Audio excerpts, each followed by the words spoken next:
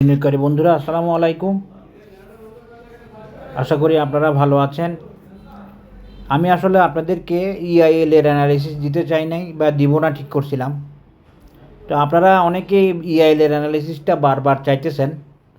EIL এর analysis দিতে চাই নাই কেন? আসলে টেকনিক্যালি ইআইএল এর অনেক বাধা আছে। ইআইএল খুব ফাস্ট যাবে না, ইআইএল স্লো যাবে, ইআইএল বাধা বিপত্তির মধ্য দিয়ে যাবে, এরপরে সময় নিবে, অনেক সময় নিয়ে যাবে। ইআইএল বেসিক্যালি এখন এক্সস্টেড।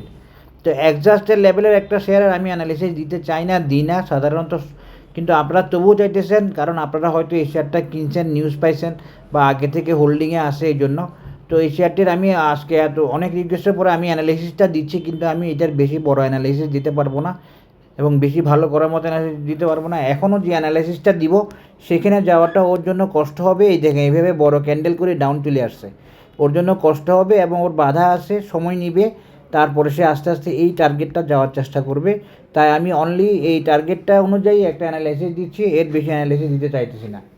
আশা করি আপনারা বুঝতে পারবেন। ইআইএল এখন বুলিশ বাই সিগনালে আসে, ক্লাউডের উপরে আসে, ফিউচার ক্লাউড গ্রিন আসে, সব কিছু আপাত দৃষ্টিতে ওকে, কিন্তু আপনারা বুঝবেন না যে এই শেয়ারটি আসলে এক্সস্টেড। আপনারা বুঝবেন না যে এই শেয়ারটি এখন খুব ভালো করতে পারবে না। আপনারা বুঝবেন না যে এই শেয়ারটি এখন ক্যাপাসিটি নাই অন্যান্য ইন্স্যুরেন্সের মতো আচরণ করার। সে অনেক স্লো যাবে, অনেক টাইম কাভার করবে, অনেক এক্সস্টেড অবস্থা আসে, এক্সস্টেড অবস্থা থেকে উঠে আসতে সময় নিবে। সুতরাং আপনারা সেগুলো বুঝে শুনে ট্রেড করবেন এবং সেগুলো শেয়ার করেই আমি আপনাদের সাথে অ্যানালিসিসটা দিচ্ছি। আশা করি আপনারা বুঝে নেবেন। তো ইআইএল একটা টার্গেট মিডেড শেয়ার, অনেক আগে আপনাদেরকে আমি বলছি। আপনারা টেকনিক্যাল অ্যানালিসিস যারা বুঝেন না, যারা শিখেন না, তাদেরকে তারা বললে তো বুঝবে না। দেখেন ইআইএল এখানে একটা টার্গেট মিট করে আসছে, অনেক বড় টার্গেট গেম একটা শেষ করে আসছে। এখন সে সম্পূর্ণ এক্সস্টেড একটা শেয়ার। এখন যদি তার অ্যানালাইসিস দিতে বলেন, সে কিন্তু এখন উঠে আসতে পারবে না, তার সময় লাগবে। টাইম অ্যানালাইসিস, তারপরে time time correction, price correction, indicator oscillator okay করা, এগুলো অনেক বড় ব্যাপার, অনেক সময়ের ব্যাপার। আর আমি যদি এখন লং টাইম অ্যানালাইসিস দিই, তাহলে তো আপনারা আরও ধরা খাবেন, যে মনে করবেন যে না অনেক কিছু হয়ে যাচ্ছে। আসলে ইআইএল অনেক বাধা সম্পন্ন একটা শেয়ার বর্তমানে। সে আস্তে আস্তে বাড়বে, সে বাড়বে না তা না, সে বাড়বে, সময় নিবে, তারপরে সে টার্গেটে যাবে। আমি এটা বলে রাখলাম এবং তারই ভিত্তিতে আমি এখন অ্যানালাইসিস দিচ্ছি। আশা করি আপনারা বুঝতে পেরেছেন।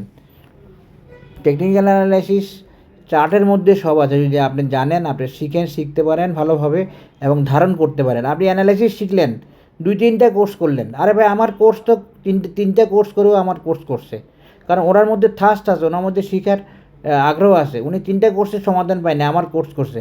তা আপনি কোর্স করলেই কি শুধু হয়ে যাবে? হবে না। কোর্স করলে তো আপনি একটা গাইডলাইন পাবেন, কিন্তু আপনার গাইডলাইনটা যদি প্রপার না হয়, সেখানে যদি রিয়েল প্রবলেমগুলো ধরিয়ে দেওয়া না হয়, রিয়েল সমস্যাগুলো যদি না জানে তারা ধরা দিবে কীভাবে? এবং সেখানে যদি ধরিয়ে দেওয়া হয় সবগুলো রিয়েল, এরপরও যদি আপনি সেই কোর্সের জিনিসগুলো ধারণ করতে না পারেন, তাহলে আপনি কীভাবে শিখবেন? কথা বুঝেন নাই? আপনি তো এক্সপার্ট হতে পারবেন না, ভালো করতে পারবেন না। আমি ইআইএলের এই একটা রেজিস্ট্যান্স দেখাচ্ছি, আর একটা রেজিস্ট্যান্স, এখানে 2টা রেজিস্ট্যান্স দেখাই দিব, এরপরে আর কিছুই আর দেখাবো না। এইটা হচ্ছে ইআইএলের 36.60। এতটুকু সে যাওয়ার চেষ্টা করবে, এতটুকু যেতে তার কষ্ট হবে, কষ্ট করেও এতটুকু যাওয়ার চেষ্টা করতে পারে, যেহেতু ইন্স্যুরেন্স যাচ্ছে। এরপরে সে আবার সময় নেবে।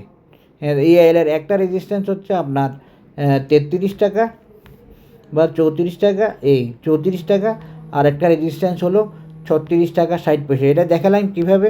এটা দেখালাম আমি এই হারমোনিক প্যাটার্ন দিয়ে, ব্যাড বুলিশ প্যাটার্ন দিয়ে ইআইএলের একটা রেজিস্ট্যান্স হলো 36.60 বা 36 আর একটা হলো 34, আর একটা রেজিস্ট্যান্স হলো 32, এই 32, এটা একটা রেজিস্ট্যান্স ইআইএলের।